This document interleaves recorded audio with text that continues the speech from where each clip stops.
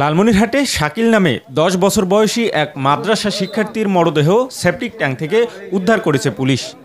এ ঘটনায় ৩ জনকে আটক করা হয়েছে। মঙ্গলবার বিকেলে মরদেহ উদ্ধার করে পুলিশ। গতকাল দুপুরে সদর উপজেলার গোকুণ্ডে ইউনিয়নের ফকিরটারি এলাকায় ৩য় শ্রেণীর ছাত্র শাকিল অপহরণ হয়। পরে শাকিলের মাকে ফোন করে ৩ লক্ষ টাকা মুক্তিপণ দাবি করে। বিষয়টি পুলিশকে জানালে পুলিশ তদন্তে নেমে একই এলাকার শহীদুল ও তার ছেলে সোহানকে আটক করে। আজ দুপুরে আটক করা হয় সোহানের মাকে। পরে সোহানের দেয়া তথ্য মতে শহীদুলের বাড়ি সংলগ্ন একটি কাঁচা সেপটিক ট্যাঙ্কের নিচে পুঁতে রাখা শাকিলের মরদেহ উদ্ধার করা হয়।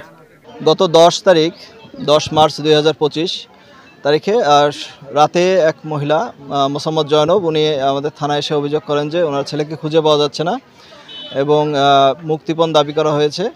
এই কিভাবে দাবি করা হয়েছে জানতে চাইলে তিনি জানান ফোনের মাধ্যমে দাবি করা হয়েছে। প্রায় 3 লক্ষ টাকা মুক্তিপণ দাবি করা হয়েছে ওনার ছেলের উদ্ধারের জন্য। বিষয়টা নিয়ে আমরা রাতেই কাজ করা শুরু করি এবং রাতে কাজ করার কারণে আমরা শনাক্ত করতে সম্ভব হই যে কারা এই কাজটা করতে পারে। তাদের আমরা জিজ্ঞাসাবাদ করি।